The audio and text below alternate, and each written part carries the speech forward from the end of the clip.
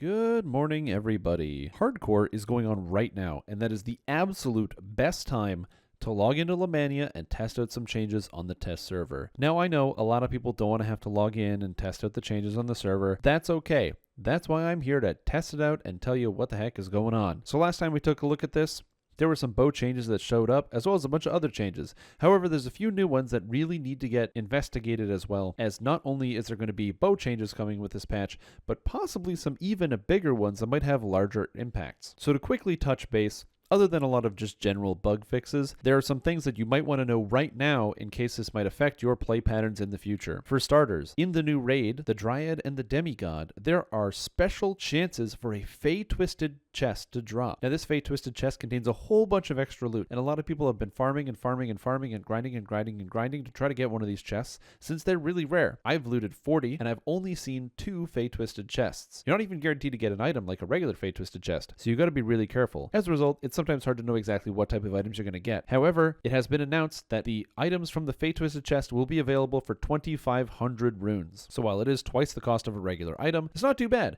You actually get 2 chests from the raid, so it's about exactly the same time as it would be to get an item from another raid, and they're all pretty cool and unique. A lot of them have unique art entirely, so it's actually worth it to still consider getting, even if it's just for a cosmetic. And many of the items in there are really crazy, or just have straight up build enabling effects. So if you've wanted one of these Fey Twisted items, please make sure you're taking the time to pump the brakes a bit on some of your grind, wait till the patch comes out, and you can just buy it if you have some of those runes. On top of that, this patch is going to be adding a special fusing crafting system where there's going to be 2 different scepters that you can fuse together to make a staff that has a bunch of cool effects on it. Now, while this is really interesting as a new mechanic, it's important to note that this fusing mechanic already existed, and it existed on several of the items from the Lord Smarch chain that has already existed, you know, with the Eyes of Stone, the Assault on Summerfield. Everybody remembers their Stone Dust hand wraps, right? Well, guess what? Those items are actually being updated. They're not getting new effects or anything crazy out of them. They're just being made to adjust to modern standards. So a lot of the items that were +4s are now +5s. The stats that gave +5s now +6s. It's very minor buffs, but it's just nice because if you happen to be doing those quests or have spares,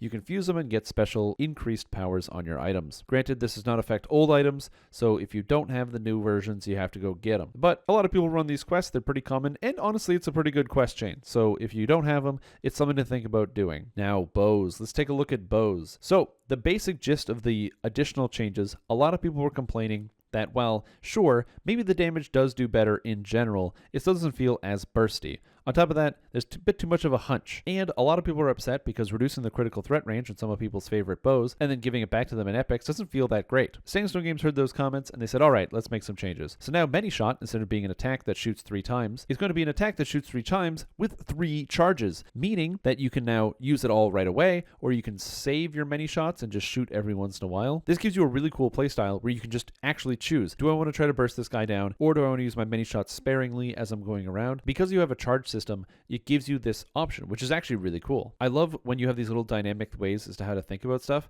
It's kind of like opportunity attack from Fighter, except Fighter, the whole point is supposed to attack so you get your opportunity attack back. This one, it gives you extra charges, so you can just decide when you want to use them. I think of it more like a tactical, offensive Leap of Faith. Leap of Faith has charges, but it usually lets you get out of combat or just catch up to people. It's not really an offensive ability, but in this case, Many Shot is that offensive ability, and it really drastically changes your gameplay. On top of that, Rapid Shot and Many Shot will now give you even more passive ranged power and Many Shot, or double shot, sorry. And on top of that, Point Blank Shot is now +1 critical threat range with all bows. So the thing that was on Combat Archery at Epics is now just on Point Blank Shot, which you get at level 1. On top of that, Combat Archery was also changed, so it's +1 critical multiplier to 19 or 20, which is the thing that was on Point Blank Shot, is now just +1 critical multiplier all the time. A properly built ranger is now walking around with a longbow that is 17 to 20 times 5. This is a really, really stupid number, and I'm not entirely sure why it's so good and in the game, but after talking to some people, the majority consensus is that bow is now so good, it's better than Inquisitive, and that's without the new Universal Tree. So I'm very excited for where bow's place is, and I'm looking forward to seeing some more bow stuff in the future that should be pretty cool. And the last thing I want to touch on in this video is, in fact, the game performance. For those of you that have been paying attention, DDO has a lot of lag. and it can sometimes seem a little bit overwhelming. Sometimes you find yourself going into raids, and then the entire thing just starts to lock up, and honestly, you start to break the experience a little bit. Honestly, I don't mind lag in sometimes online video games. I mean, heck, we're on the internet. There's always going to be some type of mild disconnection, and as somebody who is not a network engineer, I don't know how you manage having thousands of people logging into the same place at the same time. There has to be some level of complication to that. So whether I'm playing an ultra popular video game or a smaller one, I expect that there's going to be some lag hiccups here and there. But DDO is like the poster child for bad lag. I don't understand how there's so much lag in DDO. Now, while I love this game a ton, and I play it all the time, I love the people that work on it. I think they do a great job. The lag is something that I have always fought with. I find that questing, the lag isn't really too big of a deal. Even on hardcore, some people were getting murdered on the first day, but for the most part, lag doesn't seem to be the biggest problem in terms of people's deaths. Mostly it's mimics. So for me, the lag issue is not really that big of a component. It really only matters in raids, and in raids is where I find that lag takes away the most fun. You see, when you enter into a raid instance, there's kind of an expectation. You're trying to fight some large monster, some large battle that you need to overcome and fight against. It feels epic. The gear is epic. The challenge is great. And on the higher difficulties, raids are much more challenging than a regular quest. It makes sense. You got 12 people versus 6. Of course it's going to be more challenging. But on top of that, the monsters just hit extremely hard. They have way more health, and oftentimes you might find yourself getting overwhelmed. But the problem is, with 12 people in a single raid group, all of a sudden your raid is going to fall apart. Not because of discoordination, which, let's be honest, in DDO nobody coordinates anyway, but mostly because the game just stops working. You freeze in place constantly, and you're hoping and praying that your skill that you wanted to press that saves your life, like Meld into Darkness or Uncanny Dodge, is going off. As you're frantically pressing the button, watching it go on cooldown, then come off cooldown, and then go on cooldown, then come off cooldown, until eventually everything unfreezes and you're already dead. This is an extremely common occurrence in raiding, and it's one of the reasons why I endgame raid in Lord of the Rings Online. DDO is fun to play, but I find endgame raiding can just sometimes become really grating on my mind. When there is no lag, it's great, and it's one of my favorite games. And the rating feels fantastic. Sometimes you get into just a really smooth Project Nemesis or 2 out to handle, and there's no lag whatsoever, and it just feels so smooth. But the often experience is when you have 12 people in a single dungeon, the lag gets enormous. However, there is a big performance patch coming through that is going to be changing a whole bunch of that. Now, there's an extremely good post that I'm going to link in the description, so if you want to read it yourself, you can go through it. Stone Games basically goes through, Kokomo Jobo explains basically every single thing about what's going on. So not only what they're doing, but why they're doing it, where that comes from, how the math is kind of coming together. And it's very, very interesting. But to give you the very quick thing on the down low, double strike and double shot are now changing. Basically, the way it works is if you have some double strike and you hit a monster, then the game says, okay, you hit. Now let's see if you double strike. And if you do double strike, it says, okay, now you hit again and you have 2 hits. It's very straightforward and it's easy to understand. But the problem is, apparently extra hits is bad because the more times you hit, the more times DDO has to do extra calculations. It has to calculate that whole hit. Now, if you're playing by yourself and you hit twice because you have 100% double strike, the game can figure that out. It can handle you hitting twice. That's not the biggest deal. But then you throw in Rangers who have 100% offhand attack chance with their Tempest, and now they're hitting 3 times every time they click. And then they have 35% offhand attack chance. So now they're hitting 3.3 times every time they click. And that can become a problem, except when they use Dance of Death. Now they're hitting 3 monsters. So now they're hitting over 10 times every time they click. And now you can see where this becomes an issue. Couple that with things that are even more egregious, like shuriken throwers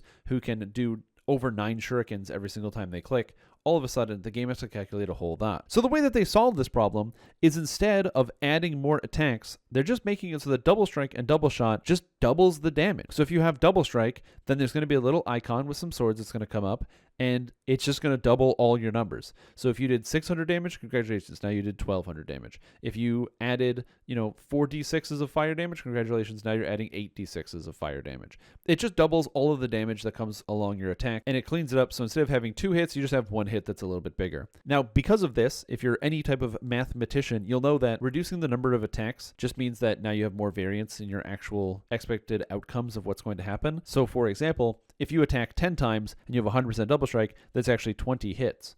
So with 20 different hits, each one has an individual chance to critically strike. So the 10% critical strike chance, you can expect to see 2 critical strikes in 20 hits, even though your character is only attacking 10 times. However, if you happen to be using 10 hits with the new system, well, you don't actually get extra hits. You just double the damage. So now you're only likely going to see 1 critical strike. And because you're just attacking technically less often, those little streaks where you get 2 critical strikes in a row or 3 critical strikes in a row, or you go 30 hits without actually seeing it, are going to last a little bit longer. Now, it's important to note that in pretty much every test everybody has done, the new values are outperforming the old values, because in general, I've mentioned this before, critical multiplier is king. The more damage you do per hit or have the chance to do per hit, that's pretty much just exclusively better than all the other alternatives. Being able to hit a monster and instantly delete it is really, really, really good. And so if you kill a monster, then you can just move on to the next pack. And especially for players that have attacks that automatically critically hit, it's great. On top of that, this actually works with adrenaline. So for those of you that didn't know, there was a special attack called Adrenaline in Fury of the Wild, and it makes it so your next attack that you make is a guaranteed crit with 400% increased damage. Now, if you can imagine,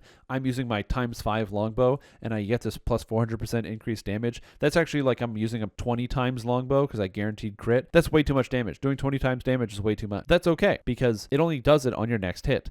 However, with this double strike, the way it used to work is the first attack, say you swing with your great axe and you have adrenaline going, the first attack gets the adrenaline, and your double strike does not, because it's a separate hit. With this new system, it actually factors in your double strike, doubling the entire damage. Some people have been doing ridiculous numbers, hitting for over 1 million. It's absolutely hilarious, and it's definitely something that I don't know if it's going to stay in the game as the way it is. Honestly, I don't really care, because archers and throwers can already do some similar stuff. But that being said, I do think that it's an interesting consideration and something that people need to look into. Now, the only downside, as far as I can tell, is that there are some times where, let's just say you have an effect like Nerve Venom from Shrouded Champion, which has a 7% chance to stun somebody. That effect is going to happen less often, because instead of shooting out multiple arrows, you're now only shooting out one arrow with your double shot. So it's going to feel like you're getting that proc less often. And that is unfortunate, but most of the proc effects are extremely powerful in Dungeons & Dragons Online, so having them be less frequent is actually not that bad of a thing. So honestly, I don't think that's going to be too big of a concern for most people, especially because if you do get that double strike, you're just killing people anyway. So the trade-off is there right away. Now, the important question, does this actually affect lag? Well, I have an answer. I'm sure you've been watching this actual YouTube video, and on the screen you've been seeing a whole bunch of footage of me running through raids and doing all sorts of content. Yeah, it's still lagging. So the answer to this is that I think that the DPS lag, which is actually a real problem, has been largely solved. We were doing Vision of Destruction, and Sulamades was just getting hit and hit and hit and hit and hit, and for some reason, there was basically no lag in the entire raid, except for when monsters were spawning. Monsters spawning was still causing lag, other sources of lag were still causing lag, but actually wailing on the boss seems to not cause any lag anymore, which is fantastic. Now, that's not the only lag in raids. We, of course, tested out Lord of Blades, the laggiest raid in DDO, and it lagged like crazy. However, not when we were hitting the Lord of Blades, which is pretty sweet. Vision of Destruction was very promising,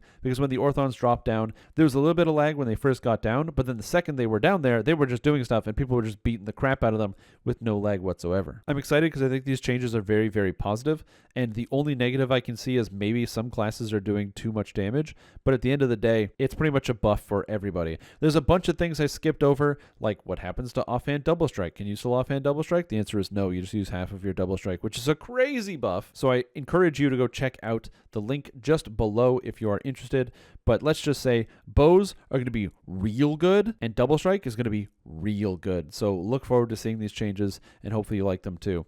And if you like learning about these things and maybe want to see these Lemania tests live, make sure you tune into twitch.tv/Strimtom for all your fun live content that I can get for you about Lemania and other things. So if you have questions or you're like, hey, Strim, you should test this thing, guess what? I can do it live right there before your face, because sometimes I don't think about everything, and it's nice to have a little nudge in the right direction. Anyways, that's all I have. Thank you for watching. If you liked the video, please subscribe, and I'm going to go eat some ice cream cake. Bye-bye.